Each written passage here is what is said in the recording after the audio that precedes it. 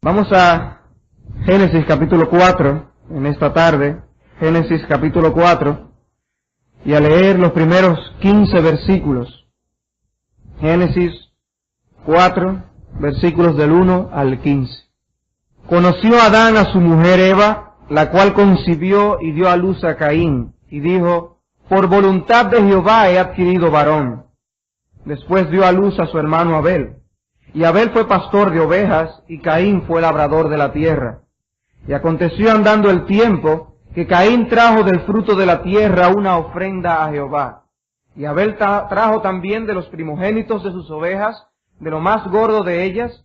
Y miró Jehová con agrado a Abel y a su ofrenda, pero no miró con agrado a Caín y a la ofrenda suya. Y se ensañó Caín en gran manera, y decayó su semblante.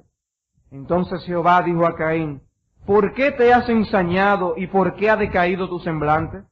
Si bien hicieres, ¿no serás enaltecido? Y si no hicieres bien, el pecado está a la puerta. Con todo esto, a ti será su deseo, y tú te enseñorearás de él. Y dijo Caín a su hermano Abel: salgamos al campo.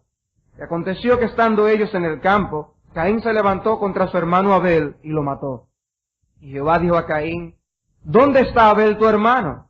Y él respondió: no sé. ¿Soy yo acaso guarda de mi hermano? Y él le dijo: ¿qué has hecho? La voz de la sangre de tu hermano clama a mí desde la tierra. Ahora pues maldito seas tú de la tierra, que abrió su boca para recibir de tu mano la sangre de tu hermano. Cuando labres la tierra, no te volverá a dar su fuerza. Errante y extranjero serás en la tierra. Y dijo Caín a Jehová: grande es mi castigo para ser soportado. He aquí, me echas hoy de la tierra, y de tu presencia me esconderé, y seré errante y extranjero en la tierra, y sucederá que cualquiera que me hallare, me matará. Y le respondió Jehová: ciertamente cualquiera que matare a Caín, 7 veces será castigado. Entonces Jehová puso señal en Caín, para que no lo matase cualquiera que le hallara. En cierta ocasión lloraba un niño porque su mamá no quiso aceptar el regalo que le hizo de cumpleaños. Él había ahorrado por semanas y compró un regalo costoso. Su hermanita también había hecho un regalo más o menos aparente, pero que fue aceptado por su madre. ¿Pero por qué rechazó el regalo del niño la madre?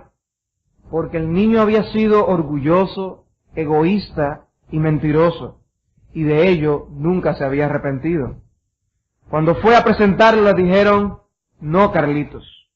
El niño se apartó quejoso y albergando rencor contra su hermanita. Pero después de un tiempo fue donde su hermana a pedir perdón con lágrimas, y luego donde su madre, que entonces le dijo: de paso, Carlitos, ya puedes traer tu regalo. Una historia similar tenemos en Génesis 4, pero una en donde la dureza de corazón impuso las consecuencias de la historia. En nuestro estudio anterior estuvimos considerando las consecuencias de la caída del hombre en el pecado. Adán y Eva, creados con justicia, santidad e inocencia, pecan en medio de una sutil tentación satánica, pero lo hacen voluntariamente. Por tanto, Dios, el santo soberano del universo, emite juicio contra el hombre y la mujer y pronuncia la maldición en contra de la serpiente antigua, que es el diablo y Satanás. Pero hay tanta misericordia y gracia en el Señor, que en medio de su pronunciamiento de la maldición, incluye la gran promesa redentora de que de la simiente de la mujer saldría un Mesías victorioso que aplastaría la cabeza de la serpiente. Dios promete que Satanás no vencerá al final, sino que la victoria será de Dios y los suyos. Y se incluye en esa promesa que antes de la victoria final, Dios mismo instituiría una enemistad entre el diablo y los suyos, entre el diablo y los suyos y el Mesías y los suyos. Dice el texto: y pondré enemistad entre ti y la mujer, y entre tu simiente y la simiente suya. Esta te herirá en la cabeza, y tú le herirás en el calcañar. Y lo que inmediatamente narra el libro de Génesis en el capítulo 4 es el cumplimiento de la promesa divina. Es en el capítulo 4, con la primera generación de Adán y Eva, que se manifiesta la enemistad que Dios instituyó entre una línea piadosa y otra impía. Es desde ese entonces que están vigentes las palabras de nuestro Señor Jesucristo, que en la parábola de Mateo capítulo 13 describe al mundo diciendo: el campo es el mundo, la buena semilla son los hijos del reino, y la cizaña son los hijos del malo. El enemigo que la sembró es el diablo. Dos grupos de personas, dos líneas, una piadosa y otra impía. La sección de los capítulos 2 al 4 de Génesis son la explicación al pueblo de Dios de la introducción del pecado en el mundo. Con esos 3 capítulos, Dios intenta explicar a su pueblo cómo fue que el pecado se introdujo al mundo. El capítulo 2 presenta la creación del hombre y la mujer, con las palabras, regulaciones, ordenanzas y mandatos que regulaban sus vidas. El capítulo 3 presenta cómo el hombre violó la voluntad de Dios en la caída y la acción divina subsecuente a ello. Y es el capítulo 4 donde se presenta la evidente manifestación de las consecuencias de la introducción del pecado al mundo. La historia de Caín y Abel. Con esa historia Dios está poniendo en letras bien marcadas la división de la humanidad desde sus comienzos en 2 grupos: los de Dios y los del diablo, los piadosos y los impíos. Por eso de Abel se dice en Hebreos 11 que alcanzó testimonio de que era justo, pero de Caín se dice en Primera de Juan capítulo 3 que era del maligno. Génesis 4 del 1 al 15 contiene la historia de estos 2 hermanos. Luego en los versículos 16 al 24 se presenta el desarrollo de la familia de Caín y cómo él vino a ser la primera generación o cabeza de esa línea de impíos. Y luego en los versículos 25 y 26 cierran el capítulo con el establecimiento de una línea piadosa a través de Set, hijo de Adán y Eva y sustituto de Abel. Dice capítulo 4, versículo 25: y conoció de nuevo Adán a su mujer, la cual dio a luz un hijo, y llamó su nombre Set, porque Dios, dijo ella, me ha sustituido otro hijo en lugar de Abel, a quien mató Caín. Y a Set también le nació un hijo, y llamó su nombre Enós. Entonces los hombres comenzaron a invocar el nombre de Jehová. ¿Qué veremos en nuestro texto? Veremos la presentación y las ofrendas de Caín y Abel, los versículos del 1 al 5. Veremos luego cómo Dios interroga a Caín, versículos 6 al 7. Veremos el primer asesinato y el primer martirio en el versículo 8. Y luego cómo Dios vuelve a interrogar a Caín, emite juicio y misericordia, los versículos del 9 al 15. En primer lugar, entonces, la presentación y las ofrendas de Caín y Abel. Dicen los primeros versículos, el primer versículo: conoció Adán a su mujer Eva, la cual concibió y dio a luz a Caín y dijo: por voluntad de Jehová he adquirido varón. Después dio a luz a su hermano Abel. Al introducirnos estos 2 personajes, el texto nos explica cómo Caín vino al mundo en la misma manera que todos nosotros venimos al mundo. Cuando Dios dice, conoció Adán a su mujer Eva, Él no está tratando de usar un lenguaje discreto para hablar del asunto, ni ser demasiado prudente para referirse a la intimidad sexual. Antes bien está presentando la gran realidad de que la intimidad sexual entre marido y mujer es algo más que hacer el amor. Solo de la forma en que Dios describe esto podemos aprender una lección. No era solo que estaban cumpliendo con el mandato de procrear, sino que le estaban obedeciendo dentro del marco del regalo divino del sexo en el matrimonio. Dice el texto que Eva concibió. Ella luego pasó sus 9 meses de embarazo con su vientre inflado como el de muchas hermanas de nuestra iglesia hoy. Y luego dio a luz a Caín, dice el texto. Y en ese momento Eva pronuncia la gratitud de su corazón. Por voluntad de Jehová he adquirido varón. La declaración del texto original es muy similar o es bastante apoyada o manifestada en la Biblia de las Américas cuando dice, he adquirido varón con la ayuda del Señor, porque el texto literalmente dice del Señor, es un varón del Señor. Está consciente Eva de que por la ayuda de Dios fue que pudo obtener ese varón. Recuerden que Dios ya había pronunciado las palabras de juicio en contra de la mujer y dice que con dolor darás a luz los hijos. Eva no tenía ninguna hermana o familiar a la cual acercarse e ir a preguntarle, como muchas hermanas de nuestra iglesia, ¿cómo te fue a ti? ¿Cómo tú lo desarrollaste? ¿Qué tú hiciste? ¿Cómo te fue? Cuéntame.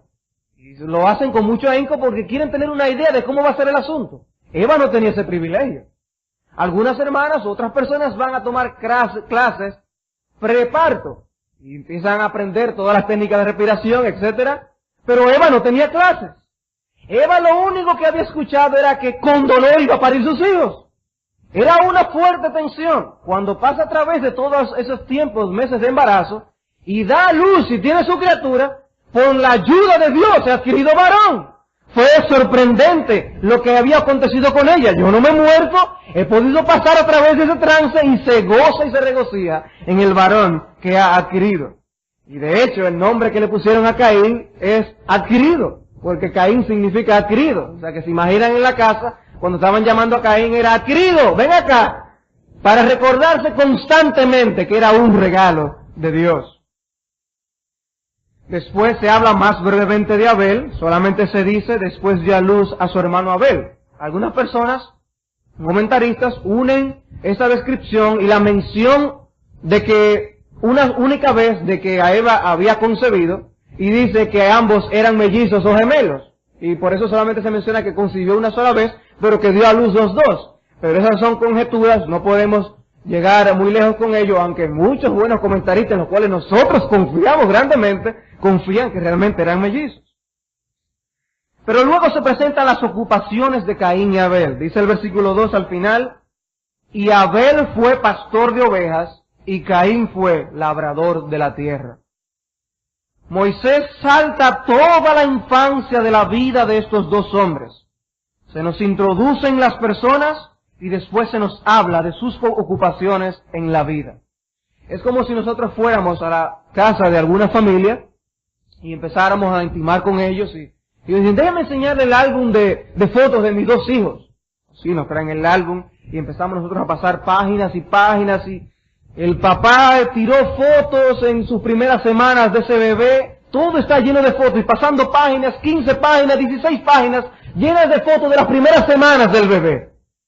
A ese ritmo decimos nosotros, si vamos a ver toda la historia, voy a durar años revisando hasta cuando llegó a la secundaria. Pero cuando pasamos la última página de cuando era un bebé, lo que vemos es un hombre sentado detrás de un escritorio y al otro dando clases en una universidad. Decimos, ¿qué fue lo que pasó aquí? Simplemente se ha obviado toda la historia, se presenta la infancia de ellos y luego se presenta cuando están en sus diversas ocupaciones. Y es algo así lo que hace el autor de Génesis en el capítulo 4. Se saltan muchos detalles de la vida de estos hombres, pero Dios quiere recalcar cómo ellos vienen, de dónde vienen, de Adán y Eva, y quiere recalcar sus ocupaciones para luego darnos la historia que marca esta distinción entre la línea piadosa y la línea de la serpiente.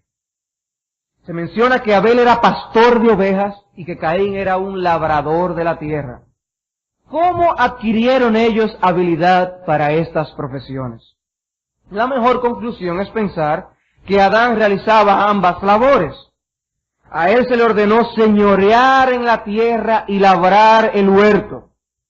Y lo que hace su primogénito es tomar esa labor como suya.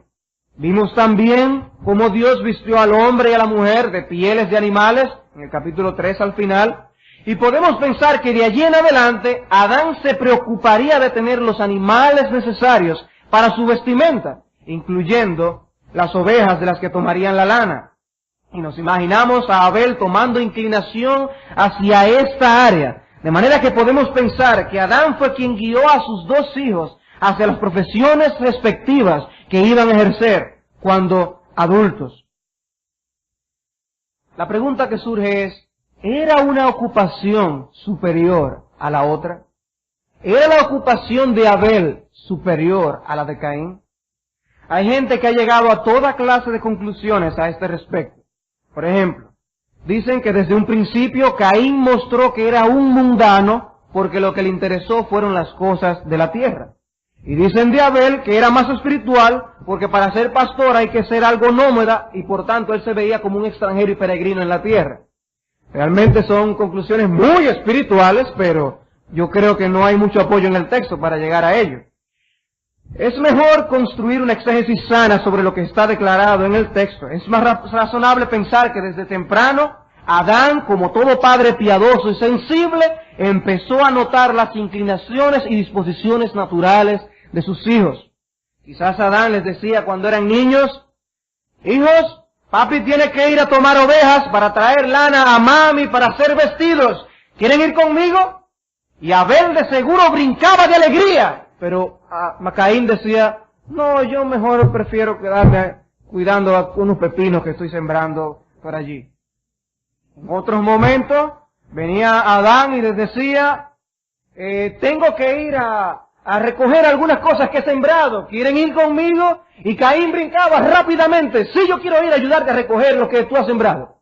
Pero Abel: no, yo tengo que ir a tomar un poco a criar un poco de los animales y darle un poco de comida. Y de esa manera Adán podía observar cuáles eran las inclinaciones naturales de sus hijos. Y todo padre piadoso tiene que aprender a observar las inclinaciones naturales de la vocación de sus hijos. Es deber de todo padre piadoso. No es pecaminoso que un padre eleve a Dios una oración con sus aspiraciones y deseos con respecto a las vocaciones de sus hijos. Pero imponer vocaciones en ellos es un acto de crueldad. Ningún padre tiene derecho a forzar a sus hijos en una vocación. Ellos sí pueden y deben aconsejar a sus hijos. Si un hijo viene con la idea de que quiere volver a fabricar vitrolas, el padre tiene todo el derecho de aconsejarle que eso no es lo adecuado. El asunto es que es el deber de los padres identificar en los hijos la vocación que ya Dios les ha dado desde que estaban en el vientre y aconsejarles en el asunto, en el camino. Ir discerniendo cuáles son sus vocaciones. Pero no había nada en esas ocupaciones que dijeran que una de ellas era superior a la otra. Ambas habían sido instituidas por Dios. Entonces el texto inmediatamente nos lleva a las ofrendas de estos dos hombres. Versículos 3 al 5. Y aconteció andando el tiempo que Caín trajo del fruto de la tierra una ofrenda a Jehová, y Abel trajo también de los primogénitos de sus ovejas, de lo más gordo de ellas. Y miró Jehová con agrado a Abel y a su ofrenda, pero no miró con agrado a Caín y a la ofrenda suya. Ambos hombres reconocieron que ese era el tiempo apropiado para traer una ofrenda al Señor. Cada uno trajo al Señor lo que era el fruto de su labor. Dice el texto, en el versículo 3, y aconteció andando el tiempo. Literalmente la frase en el original significa, y aconteció al final de los días. La pregunta es, ¿y al final de qué días? Algunos dicen al final de un año, otros llegan a otras conclusiones al final de ciertas labores. Algunos incluso entonces llegan a pensar que puede referirse al día del Señor, al día de reposo. Cuando llega al final de los días, ellos, al día señalado por Dios, ellos van y presentan sus ofrendas. Es la conclusión más apropiada, de acuerdo a mi forma de pensar y a lo que he podido leer en la mayoría de los comentaristas, pero no podemos ser dogmáticos en esa expresión, pero realmente tiene algo de valor. No hay nada que podamos decir en este punto de la historia acerca de la naturaleza de cada una de estas ofrendas. No tenemos base en el texto para decir que el problema de la ofrenda de Caín era no haber ofrecido un sacrificio sangriento, no haber dado una ofrenda de sangre, porque ni siquiera en el pacto mosaico todas las ofrendas eran de sangre. Lo que sí es significativo son las palabras con que se describe una de estas ofrendas, cada una de estas ofrendas. De la ofrenda de Caín solo se dice que era del fruto de la tierra. Pero de la ofrenda de Abel se dice que trajo de los primogénitos de sus ovejas, de lo más gordo de ellas. Y ese sí es un énfasis del texto. Abel escogió de los primogénitos y de lo más gordo. Lo mejor de lo mejor lo escogió Abel para dárselo a Jehová. No trajo cualquier oveja, no trajo una oveja, trajo lo mejor. Pero aprendemos aún más acerca de estas ofrendas cuando vemos la reacción de Dios ante estas ofrendas. Notemos la reacción de Dios hacia el que presenta la ofrenda y hacia la ofrenda misma. El Espíritu Santo quiere enfatizar algo, dice el texto. Y miró Jehová con agrado a Abel y a su ofrenda, pero no miró con agrado a Caín y a la ofrenda suya. Dios tuvo favor, miró con agrado hacia Abel y su ofrenda, pero no así hacia Caín y su ofrenda. Se presenta el que ofrece primero y luego la ofrenda. Para Dios es más importante quién está ofreciendo que la ofrenda misma. Bien, Dios se fijó en el autor de la ofrenda y en la ofrenda misma. Se fijó en Abel, se agradó en Abel, se fijó en la ofrenda, se agradó en la ofrenda de Abel. Pero cuando ve a Caín, no miró con agrado a Caín y tampoco miró con agrado la ofrenda de Caín. Las dos cosas son dos detalles importantes en el texto. No sabemos cómo Dios hizo saber su opinión a ellos, pero la continuación de la historia nos enseña que Caín estaba bien apercibido de la aceptación de Abel y del desagrado de Dios hacia él. Ellos sabían, ellos se dieron cuenta, de alguna manera que no sabemos por nuestro texto, que Dios había aceptado a Abel y que Dios había rechazado a Caín. La disposición de Dios hacia los dos hombres y sus ofrendas fue muy distinta y Dios la dio a conocer. La pregunta es, ¿cuál fue la razón para que Dios respondiera diferentemente en cada caso? ¿Estaba Dios siendo arbitrario? ¿Echó él monedas al aire para ver a quién de ellos dos aceptaría? Desde luego que no. Sabemos que Dios no es así. Dios no es un Dios caprichoso. Tenemos que ir a las Escrituras. Hebreos capítulo 11. Hebreos capítulo 11.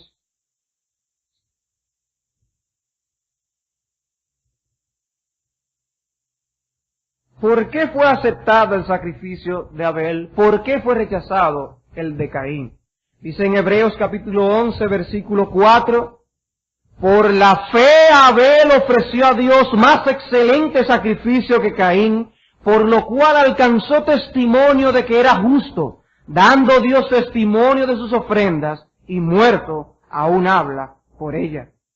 El sacrificio de Abel fue aceptado porque fue ofrecido en fe. Era el sacrificio de un hombre justo. Era el sacrificio de un creyente. Eso es lo importante. Abel era un hombre que se había conformado a todo lo que Dios había revelado hasta este punto como un hombre justo, un hombre de fe. Era un hombre de devoción a Dios, por eso dice el texto, ofreció a Dios más excelente sacrificio. Él era un hombre devoto a Dios, con devoción a Dios. Él no ofreció lo mejor para ganar el favor de Dios, sino como la devoción al Dios cuya grandeza y poder lo maravillaban. Y él va en un acto de adoración ante Dios y le lleva de lo mejor, un hombre justo. Se puede inferir del texto que Caín trajo su ofrenda como un incrédulo. Caín es el prototipo del formalista, del que hace las cosas porque los religiosos la hacen. Fíjense que Caín era religioso, pero él era un incrédulo. Él aprendió de sus padres que a Dios hay que presentarle ofrendas. De alguna manera Dios había revelado esta enseñanza. Dios había dado a conocer a Adán y Eva esto, y ellos lo habían transmitido a sus hijos. Y podemos estar seguros que al Dios haber regulado esto, Caín aprende, al igual que Abel, que Jehová se merece las ofrendas de nuestra adoración. Pero Caín presentó su ofrenda como un incrédulo y Abel como un creyente. Mateo 23:35. Mateo 23:35.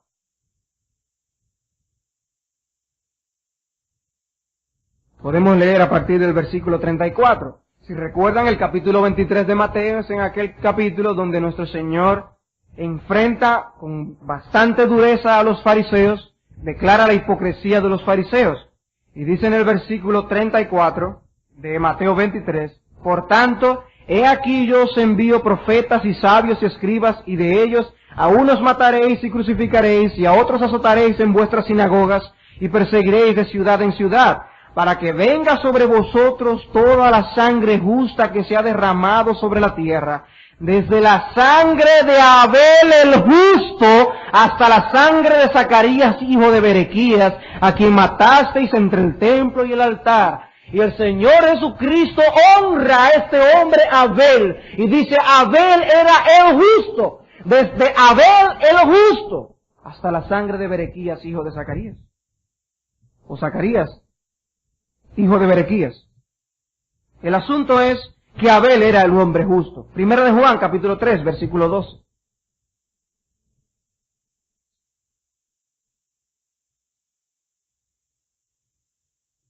Primera de Juan 3, 12. Abel es reconocido como el justo en la Biblia, y en Primera de Juan 3, 12 se describe a Caín. Dice, no como Caín, que era del maligno y mató a su hermano. ¿Y por qué causa le mató? Porque sus obras eran malas y las de su hermano justas.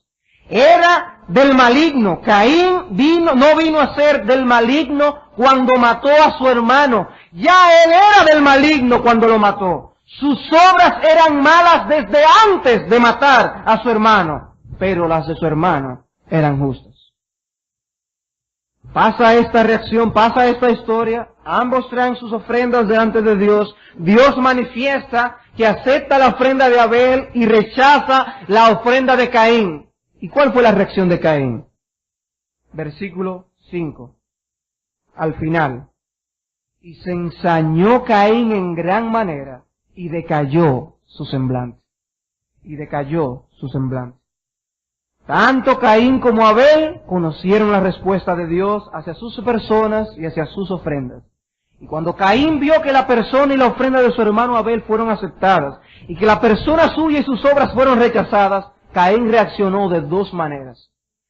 Veremos la disposición interna de su alma y la manifestación externa de esa disposición. Primero se enseña en el texto la disposición interna. Dice, y se ensañó Caín en gran manera. Esto es, Caín se enojó grandemente. Su ser interior vino a ser como un volcán listo para expulsar toda la lava de la ira de la explosión. Él estaba enojado tanto con Dios como con su hermano. Se airó ante el hecho de que Dios aceptó a su hermano y lo rechazó a él.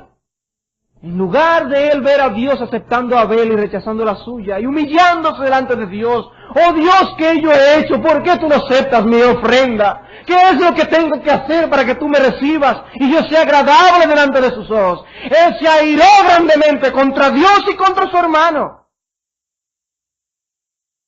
No dio los pasos necesarios para en su propia vida poder presentar los sacrificios de un hombre justo y de un creyente. Caín se transformó en un volcán lleno de ira y presto para hacer erupción. Esa era la disposición interna de su alma. Y en segundo lugar, dice el texto, manifiesta externamente esa disposición y decayó su semblante.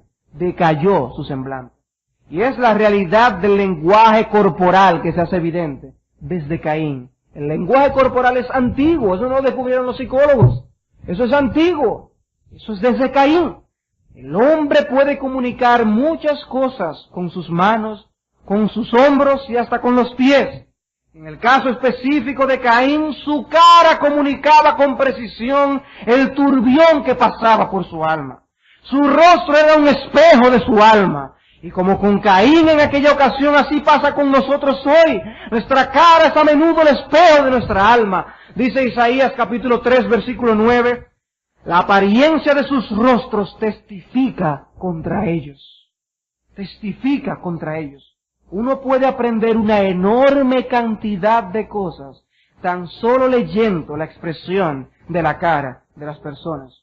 Y ustedes no se podrán imaginar, tan solo mirando la expresión de las personas, mientras se predica la palabra de Dios, cuántas cosas uno aprende. Cuántas cosas uno observa mirando solamente vuestros rostros, vuestras caras cuando oyen la palabra predicada. Así Caín no podía soportar la idea de ser rechazado. Él no entendía el rechazo de su religión formalista y por ello se enojó sobremanera y esa actitud se reflejó en su rostro. Su apariencia manifestaba que era un extraño a la gracia del arrepentimiento y la fe y que estaba confiando en sus obras para ganar el favor de Dios.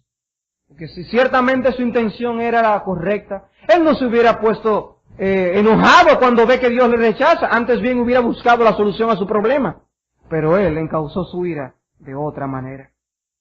Pero no solo se presenta la reacción de Dios, también se presenta la reacción de Dios a la reacción de Caín. Y es aquí donde vemos el segundo punto. Cómo Dios, entonces, entra a interrogar a Caín con la siguiente pregunta, versículo 6. Entonces Jehová dijo a Caín, ¿por qué te has ensañado y por qué ha decaído tu semblante? ¿Por qué te has ensañado y por qué ha decaído tu semblante? Con esta pregunta él le está informando a Caín que todos sus caminos le son conocidos a Dios. El texto describe exactamente lo que hizo Caín ante la actuación de Dios. Caín, internamente su disposición fue enojarse en gran manera. Externamente la expresión de su rostro decayó su rostro. Y lo que hace Dios es preguntarle, ¿por qué estás enojado grandemente y por qué tu rostro ha decaído? Las dos cosas que has hecho, la interna y la externa, yo conozco lo que pasó. ¿Por qué lo has hecho, Caín? Y la pregunta lo que busca es hacerle ver a Caín que Dios conoce lo que hay en su corazón y que ve la expresión de su rostro, que ni siquiera las disposiciones internas escapan a los ojos de Dios. Y notamos cómo el Señor estuvo interesado hasta en la expresión que hubo en el rostro de Caín. Dios está interesado hasta en la expresión de nuestros rostros. Hasta en eso está interesado Dios. Y con esta pregunta Dios buscaba que Caín tuviera una evaluación y una percepción honesta y genuina acerca del verdadero estado de su alma. Y así como el Señor también quería mover a arrepentimiento y a confesión a Adán y Eva en el capítulo 3, también aquí vuelve Dios a hacer lo mismo en el capítulo 4 con Caín. Es el deseo intenso del corazón de Dios vernos humillados, arrepentidos y confesando nuestros pecados. Y en el versículo 7, Dios le presenta a Caín dos alternativas. Si bien hicieres, no serás enaltecido, y si no hicieres bien, el pecado está a la puerta. Con todo esto, a ti será su deseo, y tú te enseñorearás de él. La alternativa número 1 es el arrepentimiento que guía al perdón de los pecados y a la aceptación. Esa idea, si bien hicieres, no serás enaltecido. La palabra enaltecido también puede considerarse como aceptado. ¿No vas a ser tú aceptado también como Abel lo fue cuando presentó la ofrenda de un justo? Si tú también tomas el camino correcto, yo también aceptaré tu ofrenda. Y si no hicieres bien, el pecado está a la puerta. Con todo esto a ti será su deseo, y tú te enseñorearás de él. Si sigues el ejemplo de tu hermano y haces bien, ¿no andarás con tu rostro en alto? Eso es lo que le está preguntando el Señor. Le presenta la segunda alternativa. Y es que la impenitencia da lugar a la victoria del pecado. La impenitencia da lugar a la victoria del pecado. El pecado está aquí presentado como una bestia feroz escondida detrás de la puerta con el propósito de devorarte. La imagen del texto aquí cuando dice el pecado está a la puerta es la idea de tú estar caminando en dirección hacia una puerta y detrás de esa puerta está el animal escondido esperando para devorarte. El pecado está a la puerta. Caín no es un gatito lo que está detrás de la puerta, es una bestia feroz cuya meta es devorarte. No es una mascota a la que puedes cargar y llamar para pasarle la mano y luego dejarle cuando quieras. Es una bestia feroz. Tenemos el ejemplo, los niños recordarán la historia o el cuento del lobo y los tres cerditos.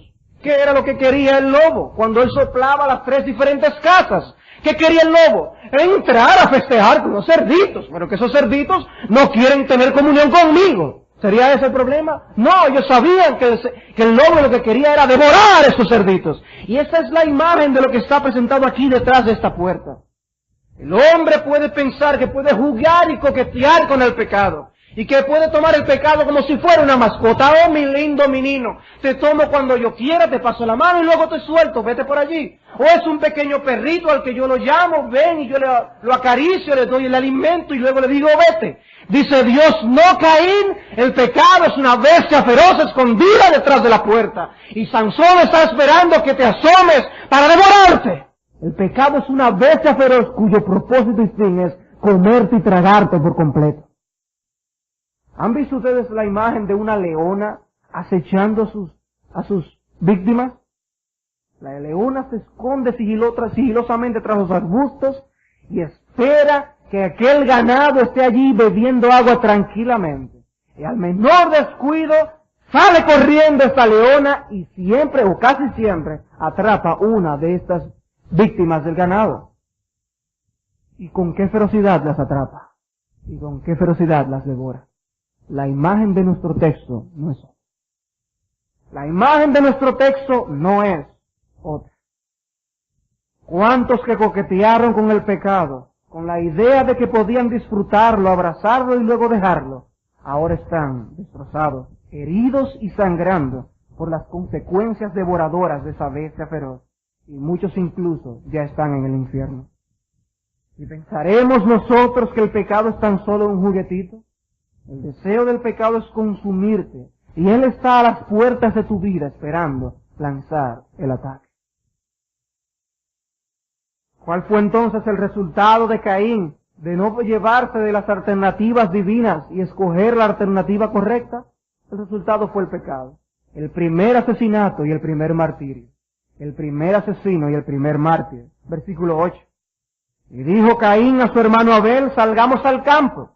Y aconteció que estando ellos en el campo, Caín se levantó contra su hermano Abel y lo mató. Y lo mató. El texto es sencillo. Caín puso una trampa a Abel. Le llama, que vayan a salir al campo, y mientras estaban allí, él mata a su hermano. No se presenta cómo fue. Quizás podemos decir que de alguna manera fue que derramó sangre, porque después el Señor dice que la sangre de Abel le estaba clamando a él, pero eso también puede ser un lenguaje para hablar de como quiera que haya sido la muerte, la sangre de este hombre estaba clamando justicia. Ciertamente me inclino a ver la posición de que fue un asesinato donde se derramó sangre, pero nosotros no tenemos detalles sobre el asunto. Lo importante que Dios quiere dejarnos es que el pecado atrapó a Caín de tal manera que sin importar que era su hermano, lo mató. El pecado atrapó a Caín de tal manera que la envidia y la ira lo llevaron a matar a su hermano. Él mata a Abel y quizás el texto no continúa la historia inmediatamente en sucesión de tiempo. No es que inmediatamente Dios empieza a hablar de nuevo con Caín. Quizás pasa un tiempo, Caín vuelve a donde sus padres, puede entablar conversación con ellos, pero la impresión me da de que el cuerpo de Abel no estaba presente cuando Dios vuelve a hablar con Caín, por la pregunta que se le hace de dónde está Abel, tu hermano. Lo que yo pensaba es, ¿cómo estaría la disposición de Caín después de haber cometido eso? ¿Haberse sentido realmente dolido y compungido y deseoso de ir a Dios a confesar su pecado? No fue esa su reacción. Quizás él observó el cielo y vio que ningún rayo cayó sobre él para consumirlo instantáneamente. Quizás él estaba esperando que un ángel se apareciera inmediatamente y lo asesinara. Pero tampoco aconteció eso. Yo puedo asesinar y a mí no me pasa nada. Yo hoy cometí mi pecado y no me ha ocurrido nada. Me enojé en gran manera ahorita y Dios solamente me llamó a capítulo. Me manifestó las alternativas, pero yo no me he muerto. Yo puedo llegar más lejos sin que me pase nada. Pero Caín estaba equivocado. En lugar de manifestar dolor y remordimiento, pensando que ya Dios podría volver a tener piedad de él, él se entrega más y más de su pecado y de hecho trata de encubrir su pecado. Tercer punto, Dios vuelve a interrogar a Caín.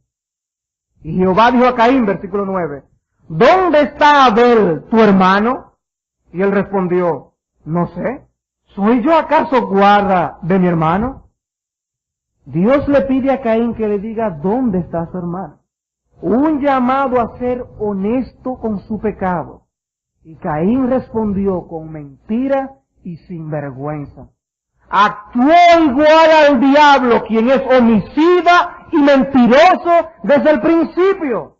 Y además respondió con enorme falta de respeto a Dios en insolencia. Tú debías tomar cuidado de tu favorito. Tú aceptaste a Abel, ¿por qué no lo cuidaste a él? Yo no soy guarda de Abel, tú nunca me pusiste, me instituiste guarda de mi hermano. No sé dónde está. Con insolencia, con falta de respeto, con mentira, le respondió Caín y Abel. ¿Notan la secuencia de cómo el pecado había atrapado el corazón de este hombre? ¿Notan hasta dónde puede el pecado llevar a una persona? Y él le dijo, ¿qué has hecho? La voz de la sangre de tu hermano clama a mí desde la tierra. Ahora pues, maldito seas tú de la tierra, que abrió su boca para recibir de tu mano la sangre de tu hermano. Cuando labres la tierra no te volverá a dar su fuerza. Errante y extranjero serás en la tierra. ¿Qué has hecho? Yo me he dado cuenta, yo sé lo que tú has hecho, Caín. La voz de la sangre de tu hermano clama a mí desde la tierra. Cómo Dios nota la muerte de sus justos. Dios se fija en las muertes de sus justos. Y cuando son asesinados, es como si la sangre de esos hombres que han sido asesinados estuvieran clamando constantemente a Dios. ¡Ah, justicia! ¡Justicia! ¡Justicia!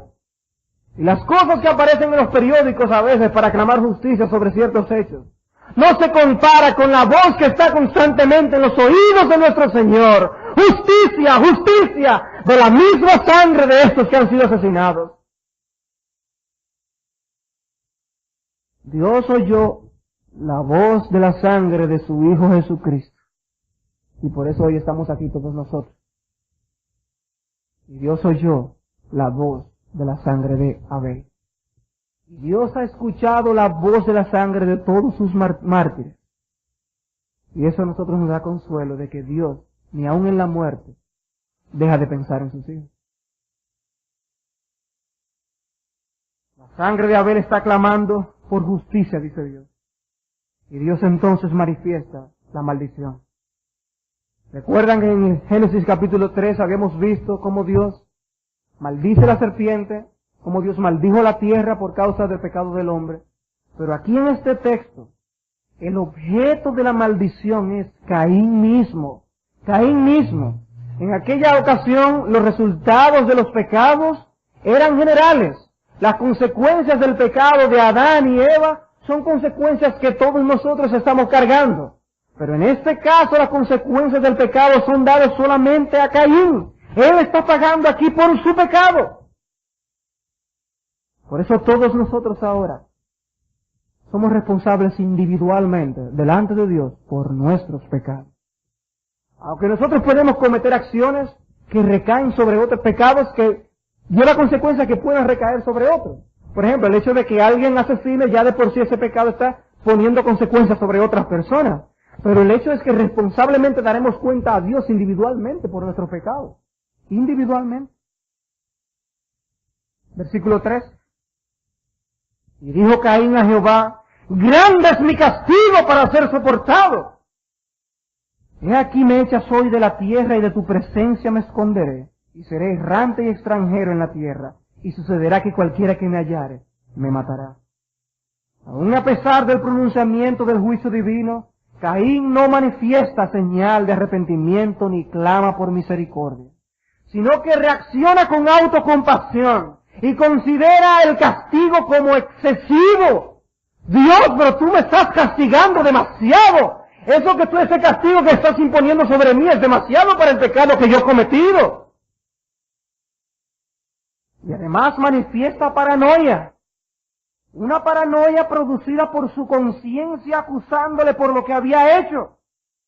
Dice, no solamente dijo, grande es mi castigo para ser soportado, sino que él dijo, he aquí me echas hoy de la tierra, y de tu presencia me esconderé. Seré errante y extranjero en la tierra, y sucederá que cualquiera que me hallare me matará. Él entendía en su conciencia que por haber matado él era digno de muerte. Cualquiera que me halle me va a matar. Esto acontece aproximadamente 130 años después de la creación de Adán y Eva, porque encontramos que se habla que a los 130 años de Adán es que nace Set como sustituto de Abel. De manera que, y además por la narración que aparece en el capítulo 5, de que Adán y Eva concibieron y tuvieron hijos e hijas, además de Caín, además de Abel, además de Set, ellos tuvieron hijos e hijas. En estos 130 años se habían reproducido en la obediencia del mandato de multiplicarse sobre la tierra. Y en estos 130 años hay muchas personas ya morando. Y lo que Caín tiene miedo es, se va a diseminar el hecho de que yo he matado a mi hermano Abel y cualquiera que me hallare me matará. Él sabe que lo que él merece es la muerte. Algún otro se enterará de lo que yo he hecho y también me matará. También me matará. Tenemos que aclarar desde ahora que en Génesis 9 es donde Dios instituye la pena de muerte. Pero ya aquí en la conciencia de Caín se manifiesta que lo que merece un hombre que es un asesino es la muerte. Aunque vemos que Dios no impuso esto en el caso mismo de Caín. Caín no estaba preocupado por su pecado, sino por el hecho de que fue hallado culpable y enjuiciado. Su preocupación fueron los detalles del castigo. Él sabía que su asesinato iba a ser conocido por todo el mundo, que se iba a transmitir oralmente por todas las personas. Y él entonces tiene miedo. ¿Y qué hace Dios? Hermanos, aquí realmente somos abofeteados por el acto de la misericordia de Dios. Por el acto de la misericordia de Dios. Yo mismo en mi corazón veo cómo muchas veces lo que uno desea es ejercer venganza inmediata sobre ciertos casos que uno escucha. Uno quiere destruir y desaparecer a esas personas de la faz de la tierra. Pero Dios, que se ofende infinitamente mucho más que tú y que yo, Dios le perdonó la vida a Caín. Versículo 15. Y le respondió Jehová, ciertamente cualquiera que matare a Caín 7 veces será castigado. Entonces puso Jehová señal en Caín, para que no lo matase cualquiera que lo hallara. Dios le perdonó la vida a Caín. Ciertamente, nuestro deber como hombres es cumplir la ley de Dios. Él establece la pena de muerte, eso es lo que debería estar rigiendo en nuestro país. Pero Dios, que es el autor de la vida, quien tiene derecho de quitar y dar la vida, en este caso, se perdonó la vida a Caín. Dice el texto, ciertamente cualquiera que matare a Caín 7 veces será castigado. Diciéndole, Caín, confía en que cualquiera que quiera matarte, que te mate a ti, va a ser juzgado 7 veces peor. Dios manifestó esto. Y luego dice el texto, entonces Jehová puso señal en Caín, para que no lo matase cualquiera que le hallara. Y el texto también puede ser traducido de la siguiente manera. Entonces Jehová puso señal en Caín de que no iba a ser matado cualquiera que le hallara, no le iba a matar cualquiera que lo hallara. Esta señal a veces ha sido interpretada como si fuera una marca. Como que había una marca externa visible en Caín, y cuando la gente lo veía, este es el que no debemos matar. Pero realmente no es esa la idea de la palabra utilizada por señal. Es más bien la palabra señal que es utilizada por Dios cuando quiere dar señal al pueblo de Dios para que confíen en que eso será de esta manera. Es como cuando se promete la venida de nuestro Mesías, que dice, aquí una virgen concebirá, y dice, esta es la señal. Esta es la señal. Es lo que le va a dar la confianza a la promesa que Dios ha dado al pueblo. Y es lo mismo que ocurre aquí. Es como si Dios le estuviera dando confianza a Caín, o a Caín confía que nadie te va a matar. Eso te lo prometo yo, dice Dios. ¿Cuánta misericordia la de Dios? Esto en cuanto al texto. ¿Qué lecciones podemos aprender de un texto como este? ¿Qué lecciones podemos aprender de un texto como este? En primer lugar, mira en este pasaje el temible poder del pecado. Mira en este pasaje el temible poder del pecado. El pecado puede dominarte de tal manera que puede hacerte como el diablo mismo. Quisiera hablar a los jóvenes de nuestra iglesia. Ustedes están expuestos grandemente a los principios del mundo, del príncipe de este mundo, para controlar vuestras vidas, para dominar vuestro pensamiento y conducirles a una manera de vivir que pueda servir provecho para sus planes malignos. Él maneja todo el sistema de comunicación de este mundo. Él tiene bajo su poder muchísimas armas espirituales. Bajo él están a su cargo millones de seres demoníacos. Y pensaremos entonces que podemos vencer al pecado con nuestras propias fuerzas, que podemos descuidar los consejos que nos dan los pastores y vuestros padres. Caín no se crió cuando había televisión. Caín no tenía malas compañías. Caín fue criado solamente por Adán y Eva, los hijos de Dios directos. Sin embargo, miremos hasta dónde llegó Caín. Y yo te pregunto, ¿hasta dónde tú puedes llegar? Claro que hasta algo peor que lo que hizo Caín, porque ningún hombre tiene remedio ni seguridad fuera de Jesucristo. Y aun si tú eres creyente y miembro de nuestra iglesia, es tu deber actuar sigilosamente en la vida, porque el propósito del pecado es destruirte y llevarte al infierno. No juegues con el gatito, no juegues con el perrito, como si fuera un juego. Porque el pecado está detrás de la puerta para devorarte y llevarte al infierno. Y aunque tú quieras esconder la revista que no debes estar mirando, Dios lo sabe. Y el pecado te atrapará y te devorará. Porque es como un león rugiente que quiere devorarte. Y las jovencitas, no solo los jovencitos, ustedes dan pie también a que ustedes puedan servir de tropiezo y tentación a los jovencitos. ¿Qué sistema de vida es que tú quieras llevar cuando seas grande? Te estás entregando al pecado y estás siendo utilizada para los fines demoníacos. Y eso es solamente un ejemplo de las cosas que el pecado puede hacer con nosotros. Y nos atrapa por una mirada, a un hombres adultos y casados. Nos atrapa por una mirada. David tenía muchas mujeres y con todo cayó. Hermanos, el poder del pecado es grande. Veamos esta historia. Veamos la progresión de cómo el pecado fue tomando ocasión en la vida de Caín. Cómo desde el pináculo mismo de una vida religiosa asesinó a su hermano. Él estaba presentándose como un hombre religioso. Este es el sacrificio que yo estoy presentando delante de Jehová.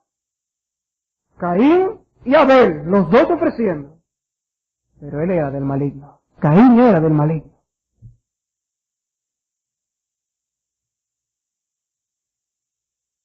Caín nunca pensó que iba a ser descubierto.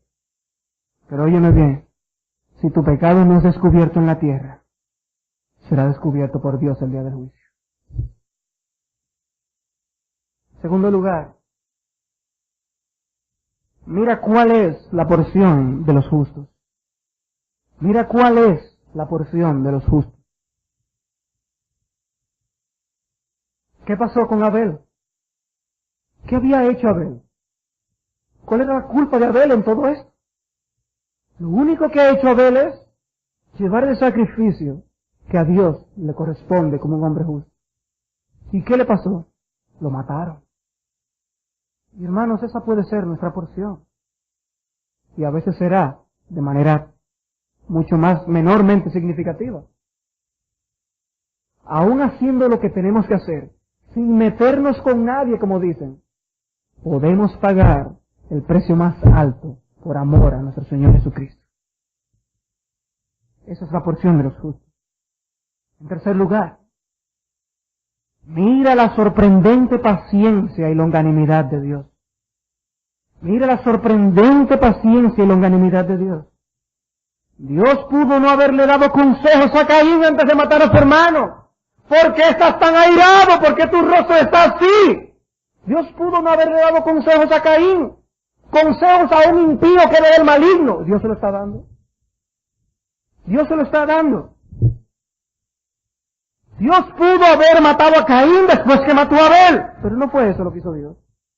Tan solo cuando había surgido en él el pecado de la envidia, Dios se le acercó para convencerle de la realidad de su pecado y para motivarle a ir por la alternativa correcta. ¡Cuánta paciencia y longanimidad en Dios! Buscó convencer la conciencia de Caín. En cuarto lugar, mira las marcas de un pecador obstinado. Mira las marcas de un pecador obstinado.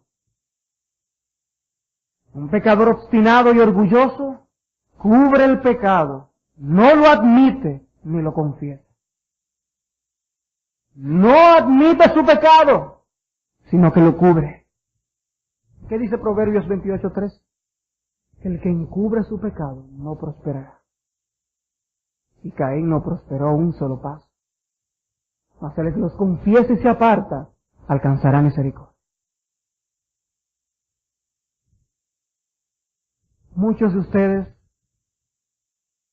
niños, jóvenes y adultos, han escuchado más evangelio que muchos de nosotros en decenas de años. Lo que el Señor está enseñando tan claramente desde este púlpito, mensajes evangélicos como el de esta mañana, son mensajes que nos exponen a la misma mente y a la voluntad de Dios, al consejo divino, los llamados divinos para reincorporarnos al orden del mundo que Dios ha diseñado. Si nosotros actuamos como Caín, con dureza de corazón, no prosperaremos. Pero si tú confiesas tu pecado y te apartas, alcanzarás misericordia. Alcanzarás misericordia. Y en quinto lugar, escoge hoy qué tú quieres ser. Un Caín o un Abel. Este salón está conformado tan solo de dos sociedades. La sociedad de Caín y la sociedad de Abel. Esa es la división que Dios pronunció en Génesis 3:15. Y también el Salmo 1 solo conoce dos grupos de personas. Los justos bienaventurados y los malos condenados, arrebatados como el tamo. ¿Dónde estás tú hoy en relación con estos dos grupos? ¿Eres un Caín o un Abel? ¿A qué sociedad perteneces? Ambos nacieron del mismo vientre, crecieron bajo las reglas del mismo hogar, pero había un universo de diferencia entre esos dos hombres. Y las diferencias no surgieron a la superficie, sino hasta que ambos en su edad madura expresaron su vida religiosa delante de los ojos de Dios. Vosotros, padres, vuestro anhelo tiene que ser la salvación de vuestros hijos.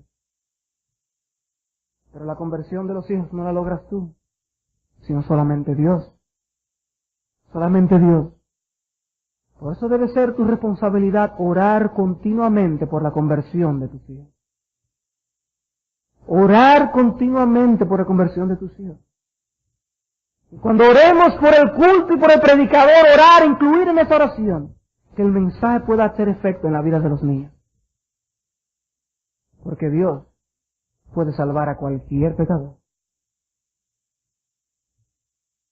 Y quizás en tu hogar haya un Caín y un Abel. Y debe darte gozo tener un Abel en tu casa. Pero tú también tienes que tener la misericordia y la paciencia de Dios con el Caín que está en tu hogar.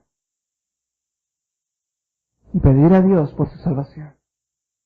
No desesperanzarte, antes orar con más fervor.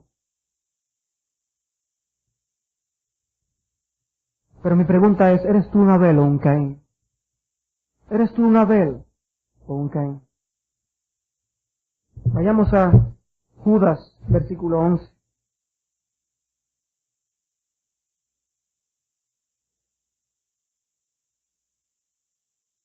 Judas, versículo 11. ¿Quieres tú vivir la vida de un obstinado? ¿Quieres vivir la vida de un no arrepentido? ¿Quieres hacer realmente lo que tú quieras? ¿Quieres ponerle las pautas a Dios de tu aceptación delante de Él? Ok, déjame decirte dónde está Caín ahora mismo. Dice Judas 11. ¡Ay de ellos! Porque han seguido el camino de Caín y se lanzaron por lucro en el error de Balaam y perecieron en la contradicción de Coré. Estos son manchas en vuestros ágapes, que comiendo impúdicamente con vosotros, se apacientan a sí mismos, nubes sin agua llevadas de acá para allá por los vientos, árboles otoñales sin fruto, 2 veces muertos y desarraigados, fieras ondas del mar que espuman su propia vergüenza. ¿Recuerdan cuál era la maldición de Dios sobre Caín? Que él iba a ser errante, dice aquí. Estrellas errantes, para las cuales está reservada eternamente la oscuridad de las tinieblas. Caín estaba preocupado, grande es mi castigo para ser soportado. Voy a tener que andar errante en esta tierra viviendo como un nómada. Y él no sabía que su destino final como errante era peor, porque iba a ser un errante en las visiones de oscuridad del mismo infierno. Grande es mi castigo para ser soportado. Y estaba considerando como excesivo el castigo que era simplemente algo terrenal. Y no observaba que al final iba a ser un errante pero del infierno. ¿Tú quieres ser un Caín?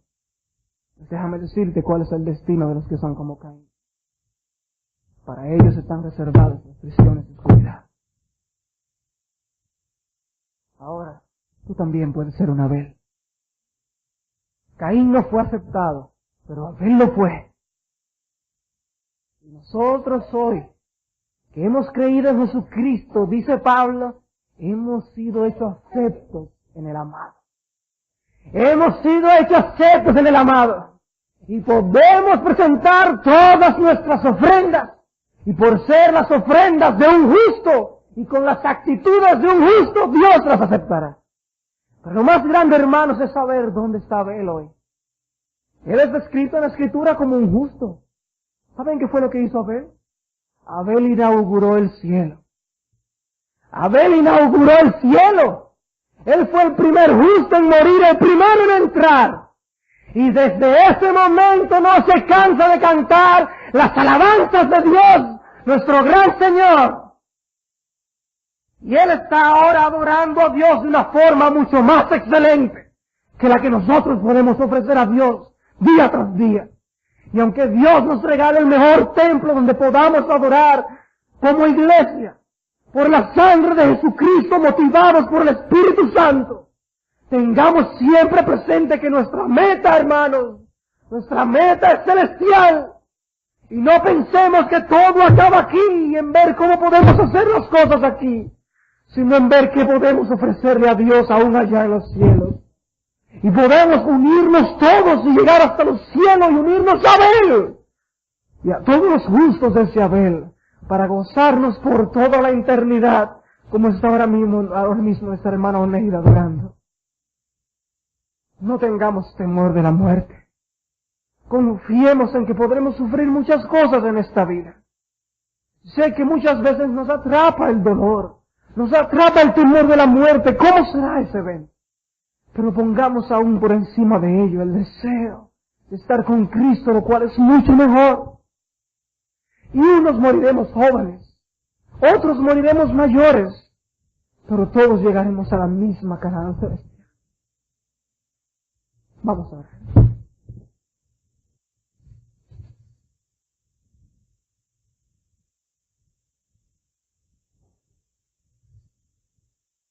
Padre nuestro, santificado sea tu nombre. Qué bueno es tener nuestra esperanza alimentada por palabras eternas. Alimenta nuestra fe, oh Señor, te suplicamos. Míranos con ojos de compasión y piedad y misericordia. Y ayúdanos a vivir fielmente como Abel hasta el día de nuestra muerte. Te rogamos, oh Señor, que nos hagas cada día más sensibles a tu palabra. Que podamos darte lo mejor de nuestras ofrendas. Que seamos imitadores de Abel, de aquel tu siervo, buscando de lo más gordo y de nuestros primogénitos. Y líbranos, oh Padre, de sufrir los estragos de los Caínes en medio nuestro. Y te suplicamos que tengas misericordia de todos aquellos que no te conocen, que no tienen esa misma esperanza, que no pueden disfrutar de saber que estar con Cristo es lo mejor. Te suplicamos por los niños, te pedimos por los jóvenes, oh Señor, y te pedimos por los adultos. Todos nos ponemos en tus manos para que tú nos bendigas. Ten piedad de los perdidos, oh Señor. Te pedimos por ellos para que te apiades de ellos. Y que no anden más ya errantes y como extranjeros, sino que vengan al verdadero Rey de gloria. Que se dejen ser gobernados y sean súbditos del mejor Rey del universo. Oh Señor, y te pedimos una bendición sobre nuestra iglesia. Como iglesia te pedimos que nos bendigas, que tú nos ayudes a evitar el poder del pecado, a ser sigilosos y cuidarnos de todas las acechanzas y formas de maquinación que el pecado puede tener para con nosotros. Ayúdanos a velar y a orar. Enséñanos a amarnos más los unos a los otros y amarnos de tal manera que nos estimulemos, que nos cuidemos, que nos exhortemos, oh Señor. Que al final, oh Padre Celestial, aquel cántico, digno eres de tomar el libro y de abrir sus sellos, sean expresados por todos los que ahora son miembros de la iglesia. Que todos perseveren, que todos sean preservados por tu gracia, y que todos sean fieles y obedientes a tu palabra. Sigue, oh Señor, obrando en nuestras vidas. Sigue, oh Señor, enviando palabra de vida, palabra de sanación. Hiérenos, oh Señor, y también sánanos. Estas cosas te las oramos en el nombre de Cristo nuestro Salvador, el gran Rey de victoria y de gloria. Amén.